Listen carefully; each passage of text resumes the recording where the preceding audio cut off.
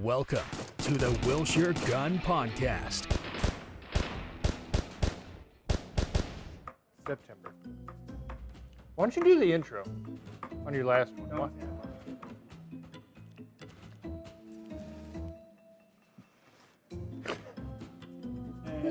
Action. That's not going to work until you bring an actual clacker. I have one. Well, is it here? Nope. Then that's not going to work. And Mark. Anyways, it's September. September rhymes with Smith & Wesson. What I got today is a handful of cool Smith & Wesson guns because Smith & Wesson gets neglected by us. Glocks are Sometimes. cooler, SIGs are cooler, debatably. FN, there's HK. Smith & Wesson, kind of the old man brand on the block, so I decided to September Smith & Wesson. I brought some of my favorites out. We got a few. Here's the lineup. If you've ever been to our store, Smith & Wesson table is usually pretty sparse, but we got restocked with the goodies. The FPC, that's been a big ask. Folds in half, takes M&P mags. It'll share mags with the steel frame competition gun. Yep.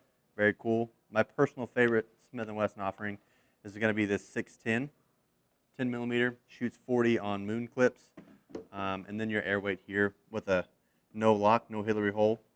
So these are probably the coolest ones in the cabinet. Yeah, these are pretty slick. These MPs, you know, they did this like aluminum frame one, and I've seen one guy shoot one like a competitor at one of our matches, and it looked like it shot pretty well. Man, the M&P 2.0s are one of those hidden gems. They take optics as good as anybody, triggers are as good as anybody. I guess they just don't brand as well, but I don't that know. competition model, it Could you even? feels like a loaded gun. I think hidden gem is a misnomer. I think it's more of a forgotten gem. I can go with Because, that. like, I mean, you remember, like, back in, like, 2010, 12, somewhere in there, King of the They Hill. came out with their core system, their optic system before. Uh-huh. They got their optic system fleshed out before SIG did.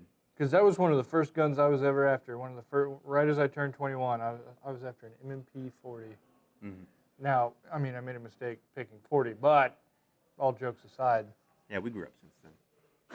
That's a cool one, too, because it comes with the extended magazine release. Yeah, it's got the competition mag, the It trigger. comes with 3 magazines, 3 or 4, at least 3.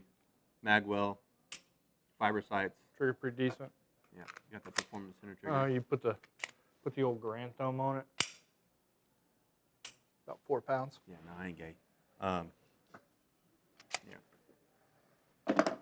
Yeah.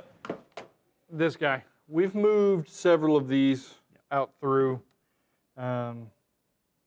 Folding pistol carbine. They're cool, and this one works. It's got a little bit better form factor than the Sub 2000, as it folds in half Sideways. instead of over the top. So Right. you can put your optics on here and mount them. They'll keep the 0. Pretty decent M-lock rail. It's threaded, so It guys breaks right in ready half. for suppressor. Charging handle holds it together. Yeah. I mean, pretty slick little. I mean, just like tuck it away, do whatever. Just pops right back out and back in. Yeah, it's a cool rifle. And Charging like I handle said, on it the takes rear. the M&P 2.0 magazine, so if you've got one already, or Manual you don't have safety. to invest in some weird Yeah. magazines. These are pretty slick. Kind of curious how zero will work. I mean, honestly, but I mean, you put your little red dot on there. It's like I said, this is a 25, 30, 40 yard gun, maybe shooting 9mm. Yeah, I mean, to me, So- it's not a super self-defense gun. It's kind of a This is a more like fun a- trainer. That if you're a Smith fan, You grab could one of those. probably run these in PCC too, in USP, It's long enough. Yeah. USPSA. So I mean, nice entry point. You know, you don't have to build you like a wild AR9. Runs on the M&P mag, so you can get Yeah, what are they? I got the prices over here. you got the longer mags you can run in it. So you could definitely and PCC that's marked with at this. $625. So you're $800 to $1,000 less than an AR. Like an German AR9. 9mm. Yeah. And I bet you, I can't quote for sure, but I bet you it's more reliable than AR9s. You know, AR9s have their inherent issues being They just don't feed AR9s, well. Yeah, that Right. one is probably. and some they percentage. probably have this a lot more locked up. So definitely a cool add-on, and you know, competition in a category that doesn't have a lot of competition, Mm-hmm. being, the sub 2000 or whatever. 10 mil revolver. Like That you one said. there is my favorite. I'm a 10 mil fan. I've got a few of them. Shoot 40 on moon clips, regular 10 mil. That's the L frame. L frame, yeah. So It's got a good weight to it. A lot of guys, this would be great hunting sidearm. yeah. On your belt, on your chest, however you want to do it. For the burst or whatever. Whatever comes along. You get, 6? Mm-hmm. So You can do a lot with 6 rounds of 10 mil. you can do a whole lot with 10 rounds. And then, obviously, the airweight style gun, little belly gun. Yeah. And this one's cool in particular because obviously it's got the DLC black coating. Mm-hmm. Looks great. And there's no Hillary hole in this one. So you don't have this goofy lock in there. That's a relatively recent addition. They've only started removing the locks on the airweights, the smaller ones. Yeah. Yeah, just a cool gun. 5 rounds, very lightweight. Oh, yeah. Yeah, a lot of guys, I've seen a couple different dudes, keep these as backups or Pocket guns. carry it in my suit kind of thing. Mm-hmm. One guy kept it in his glove box in his vehicle. It's just this is what I need kind of deal. Mm-hmm. A lot of options there. And you're right. Smith & Wesson as a brand, as a whole, has kind of fallen off. And not for any particularly good reason. Just kind of arching back over the whole brand deal. They're quality guns. I mean, they make good stuff. Mm-hmm. It's just they've fallen out of popularity for whatever reason, out of the conversation of, like you said, you get your Glocks, which have always been there. But, with SIG and the 320 system, and they picked up the Army contract, they've really come into the spotlight, Mm-hmm. kind of kicking away I feel like a lot of law enforcement agencies have moved away from the M&P. Yep. And that is probably one of the reasons they've fallen off in popularity. But it doesn't necessarily. It has nothing to do with the quality of the guns. Right. It's really just a, prettiest girl at the prom kind of thing. Like it's they're old news, Mm-hmm. and so they've fallen out of popularity, but they haven't fallen out of quality. Yeah. So might be, for you guys that are looking for, gun number 1, gun number 5, whatever, come check out these Smiths. I mean, they're quality stuff. I would shoot one. Mm-hmm. We've had a couple employees that ran them as their, EDC kind of guns. So they're not bad. They're just kind of forgotten. They're the forgotten gems, not the hidden gems. So come check them out. They're down there. They're ready for you to take them home. Moving into the next stuff, kind of out of order, because we're unprepared and we like to have fun and just kind of throw wrenches in the plan. Training stuff's up for September. A lot of good stuff. There's actually there's a pepper spray class, I believe, that's up. That's normally by appointment, but we're doing a scheduled one to hopefully build some more, build a larger class size than that one. That one's a good time. You get to mess with the NERT trainers, do other stuff like that, squirt water on each other. Big thing about that class that a lot of people don't. It's not really visible at surface level. You think civilian pepper spray. That class does include, using pepper spray. But if you've ever sprayed Lysol or Febreze or anything like that, you know how to use pepper spray. Like, Mm-hmm. It's an aerosol can. You push the button and it squirts out. The training on that is not super, pressing of how do I use pepper spray. Yeah. More so the training that is provided in that class is a situational awareness class, is where that really comes into play. And that's one of those super important deals because, one of the biggest points of, prevention is being situationally aware, not being locked into your phone, not being locked into, what's happening in your immediate, 2 feet. Mm-hmm. Look up every once in a while, see who's around you, see what's going on. World's passing you by and you don't even know kind of stuff. That's really where that class excels. That it's kind of an eye-opening deal of, they'll talk about some stuff and you're like, oh wow, I do that. And you realize, being situationally aware, it's 9/10 of the battle. Because if I never have to get into that, you know, if I never have to pepper spray that guy or get into a gunfight or whatever, then I've already won, right? So come check that class out. It's on the website. It went out in the training email. You'll be able to find it down in the training stuff below. It's under the classes by appointment, but there's a couple scheduled classes there. So go check out the pepper spray class. It's a good one. Will does a great job with it. So we're kind of fun to bring back a limited offering of that for now. So that's cool. Next one. Let's see. We got a couple deals going on in this month.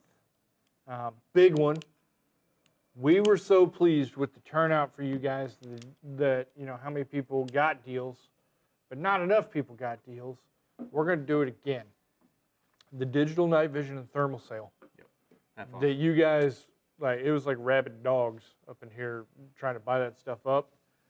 We're doing it again, you know, because we want to, like I said, I say this every month and it always comes off as, you know, probably ingenuine and all this other stuff because I'm just some guy on, you know, on YouTube that you see.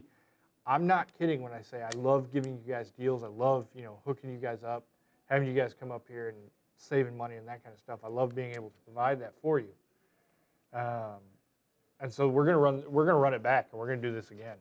Man, and that's what's cool about running a small store is we only bring the stuff in that we think is useful and that would do our customers good. So it does us absolutely no good. It doesn't fit our business model to keep cool stuff in the store. So might as well put it on sale and get it to the people who could actually use it. That's why we do it. And so, like I said, if you guys have been questioning about that, you know, been on the fence about it, this is the one to do it, and I'm going to tell you this is probably the last one that's going to do it because everything else that's left over should be nothing left. Is going to be, you know, if there is anything left over, it's going to get shipped off, it's going to get sent back, whatever. Just because, like I said, it's just the way it's going to be. So there's all that'll be left really is scraps. Like I said, the last time this happened, it was kind of wild. It was a good time. Good shit. Other deal we got going. What happens in the what's happening this month? Fair. Yeah, state fair. Yep. So I know all you guys are going to go to the state fair. You always do. It's a good time. I mean, I go, you go. Everybody goes. It's like a tradition of. It's a tradition. But this year we're going to reward you for going to the state fair. So if you go to the state fair, you have your ticket, and you bring your ticket in within 48 hours of the date of your ticket. So you go on, you know, September 5th or whenever. If you bring it in September 3rd through September 7th, you bought your state fair ticket, I'm going to give you half off range. So you come in, show me your state fair ticket, you get to shoot for half off. So definitely some added benefit there. I get, you know, we're trying to give back in. Everybody's already going to the state fair, so we figured let's jump in on that. I mean, where the fuck else are you supposed to get funnel cake? That is true. You ever tried to make a funnel cake? Once. It's not worth it. Just go to the state fair. Nope. If I'm going to get popped by grease, it's going to be from bacon. So bring your state fair ticket in within 48 hours of your 48 hours of the purchase or the ticket date, half off range. We'll be pretty generous. So just come in. Bring your state fair ticket is what he's saying. So here's another one. I don't know if you guys were paying attention when we kicked this off. I don't know if Gavin's name tag changed or not, but there's been some personnel changes here at Wilshire. Gavin, trying to get college educated, has moved into a different role here at Wilshire. He's going to be doing some more behind the doors, behind the wall, whatever. What is it saying? Behind the curtain, door behind whatever. Regular leg. Yeah, behind the curtain stuff for us. Going to be, you know, he won't be in the store as much anymore, but we're still keeping him because he is a valuable asset. But we've picked up a new sales manager, and you guys that have been in here have probably met him. But just wanted to introduce him to the world, I guess. So we're going to cut him in here in a second. We'll talk to him, and then we'll keep on going with what we're going. Well, here we are, guys. This is Aaron. He's our newest addition to the management team here at Wilshire Gun.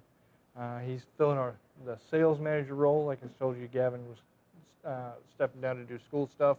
So, Aaron, we brought Aaron on. Aaron's worked here for quite a while now. Yeah. But kind of like an intro. I'm going to stop stealing his spotlight and kind of let him into it. Well, as Jake said, my name is Aaron. I've been working for Wilshire for a little bit. Most of y'all might have seen me at the range counter. The moment the job opened up, I definitely went to hop on it. I love working here. We're definitely going to have some good changes coming up to the store. Right now, we're just kind of remodeling the floor, little tweaks and things as such like that to get the store looking a little bit prettier. And after that, like I said, I'm really looking forward to getting y'all some good product out there and saving y'all some money and get y'all on the range. Well, Aaron, we're excited to have you guys. I hope everybody gets a chance to come by and meet Aaron. He's a pretty good dude, at least we think he is. So Try to be. it's a good time. So if you stop by, I'm sure you'll see him down there on the retail floor. So make sure you say hi, guys. We're back. Obviously, meeting Aaron, good time. But now we're coming to the point where it's everybody's favorite time of the show. And we get to take a look at what's in somebody's pants. Over here to my right, obviously, Tyler, the general manager, which some of you guys have already taken a look at his pants and seen what he has cooking. Tyler, what's in your pants? I don't have anything in my pants. I have something on my hips. Ladies and gentlemen. The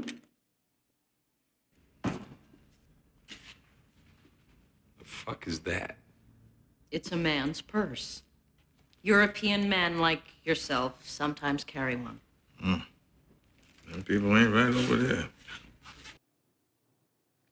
Well, isn't that something? It's an interesting choice. Let's run through it, I guess.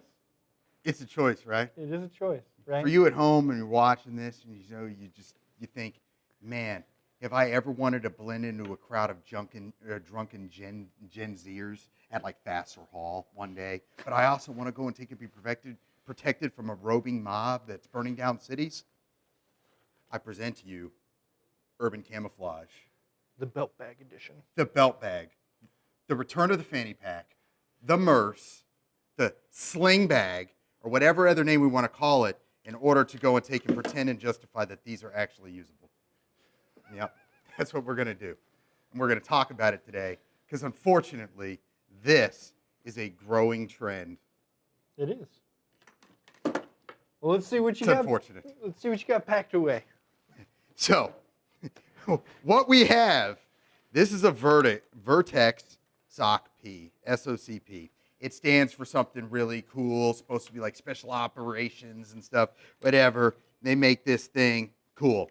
And it is probably usable for a functional instrument of which, it was originally intended. But let's be honest, fanny packs and stuff are making a comeback. They've been making a comeback over the few years.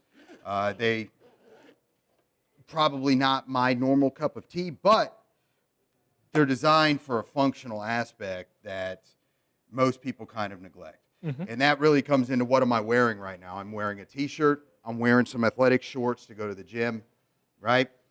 And this, right or wrong, with the number of people working from home and kind of trends in the economy, we've seen people that go and take and wear this as a daily uniform. Mm-hmm. They don't go into the office and wear normal stuff. Right. They're wearing this. Well, I'll tell you, it's really hard to go and take and support a handgun, all of your daily carry in something like Athletic this, right? shorts, yeah. Athletic shorts, what do they call it?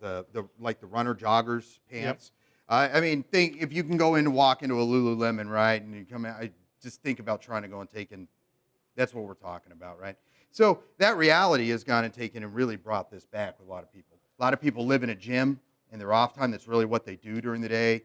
I mean, I've seen it in some of the police officers that come in. I've seen all this stuff, right? So they go and they take and are wearing these things. Now, most people will tend to go and take and wear them one of two ways, right? They're going to go and take and wear one over the shoulder like a sling bag, which the sling bags have become very popular too. Vertx makes a whole line of sling bags. And the sling bags are nice, but they're pretty big. So this is essentially a smaller sling bag that you can run like that. So I said, you know what? I want to know, how does this really work? Is it really worth the time and effort to go and take and do what we actually, the technical term, call off-body carry, which we don't really normally recommend, right? But it's niche and it's designed for those special times when you need it, right? You're going to the gym, you're running out on an errand real quick. It's better to have this somewhere on your body rather than leaving it in a car and not having it at all. So what are some of the things you can go and take and fit in it? Well, off the back end of it, it has a series of panels off the rear that's hidden behind the bag with attachment cutment points that allow you to go and take and lock in different items with clips, like pocket clips and stuff, angles, what you need to be able to use it. So I go and I take and I have my standard shootout, right, from Benchmade. And then I have my daily carry light right here, right? So go and take and have both of those that go and take and fit. On the front of this one, it goes and takes and it has an attachable where you can put up to like an iPhone, whatever the new one is, 14, whatever, on the midsize. It'll fit inside here along with your Androids, and it's got like a waterproof cover. I think this was intended for like guys who are running like their phones, like maps, like Google Maps in the middle of the city, running around, soft guys, and they can just run it down to like a commander's board, and this plastic is touchable so that you can go and take and drive your smartphone. I don't use it for that. It just kind of sits. I could put stuff in it that needs to not get wet or whatever. And I've got phones. I got my government phone that I have to go and carry with me for the reserves. I've got my handy-dandy mustache wax and comb. Nice. Yeah, just go and make this look even more epic than it already is. Wallet. I think, yes. Earphones? Beats right away. Got my Beats, so I can go and take conference calls, listen to music, go to the gym, whatever. It's all in there. And then last but not least, on the rear, I go and take and have a removable pocket that can store goods on the inside, as they use essentially hook and pile on the inside in order to secure stuff. And I have a backup battery amongst a few other things out there for flashlight. And then I have in my 365 XL, right, my custom 365 XL that I built, and spare magazine. So all of that is contained inside something that really goes and takes and rides on the hips inside this relatively small bag. Not really as big, but not as big as like a backpack. So easier to carry with you, easier to keep on you, easier to go and take and function with. So that's kind of that concept we're looking at and why. So again, hey, want to have a gun on you, want to be able to do some of this stuff. You can make them smaller, and like the smaller bags that will go and take and fit just a gun, not really as much room, not many as add-ons. You maybe can have one phone in it, a wallet, some keys. Maybe not the full gamut of your daily carry, but they're small enough that they'll go and take them. So some things that I've learned in playing with this, because all of this was really just me. I see it. Is it functional? I don't necessarily think it's functional really for me. It's not something that I would do a whole lot of, but I could understand the reasonings why. But I went and I took this out on vacation with me to Rehoboth Beach, Delaware for a week on the beach. And so, you're in beach clothes, you're in swimsuit, t-shirt, tank top, flip-flops, walking around on the boardwalk. I was able to go and take and have this with me all the time, walking through the crowds. It was totally fine. No one noticed. No one said anything, other than maybe some odd looks from certain people that were like, what is on him? But I did learn some kind of hard lessons depending upon your gun model and depending upon the size of the gun. I learned that I have to wear it like a fanny pack. And the reason being is because the grip angle of which I have to put the firearm inside, I can't put it straight up or down. I have to put it at an angle. So straight, either if it was this way or if it was straight up and down, I could then go and take and sling it at a certain height on my body and run it like a sling bag, pull it up, access, and it would come out and it would draw evenly, and I could get to it. But even then, just look at this motion that I'm making. You're making an incredibly high draw angle to get it, and to get it to clear. This is not natural. This is not easy, and under stress and everything else, I mean, it's going to take, if this is something you're seriously considering doing, it's going to take some training to be consistent with being able to get to the gun and get it out consistently. So what I found is actually when I go and take and place the firearm down inside, that I tend to go and take and get a more even draw, outward, more natural draw, It's almost essentially like an I'm appendix drawing draw. from an appendix, almost the same way by angling it and leaving it down in the fanny pack position. So I think that's, it's a critical, important piece to go and take and look at it if you're doing it. And I think a lot of that, too, when you really evolve into it, it's going to be body type, right? How big are you here?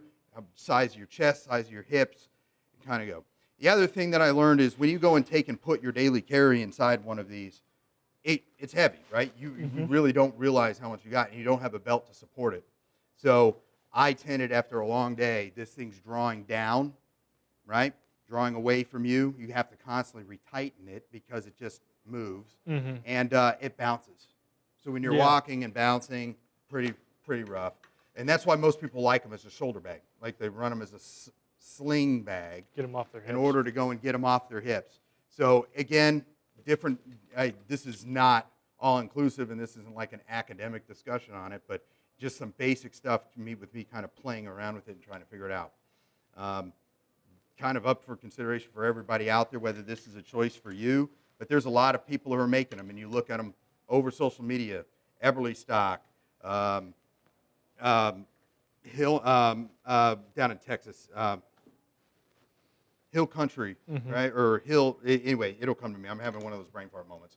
Vertx, you name it. All of your tactical kit manufacturers are making some version of this now. Something similar like this. I mean, hell, even on tactical kit when we're wearing our body armor and stuff now, we have drop down fanny positions here because it's easily accessible. You're assessing it if you're sitting in a car or a vehicle. You're in an inopportune. You're laying down on the ground behind a rock, prone. You can roll over. This is a very natural position to be able to get things. So. I mean, historically, like I ran almost a fanny pack in Afghanistan that I had all of my personal first aid blowout kit on. My tourniquet, everything was in there. I just painted, I just put an X, with magic marker or, with marker on the bag, and or a cross, excuse me, put it right on there, and bam, I had all of my tourniquet and kit on it. So we're not really that far from it. It's just kind of what we got to. So, I mean, this is pretty long for a normal what's in your pants thing, but it's really just leading to a bigger discussion about off-body carry and some options out there if you're considering it. Yep. Sure. Well, guys, that's going to wrap up September. So, as always, like a broken record, I appreciate you guys watching, stopping by. We look forward to seeing you in the store. Come shoot, come hang out. We can't wait to see you. Until next month.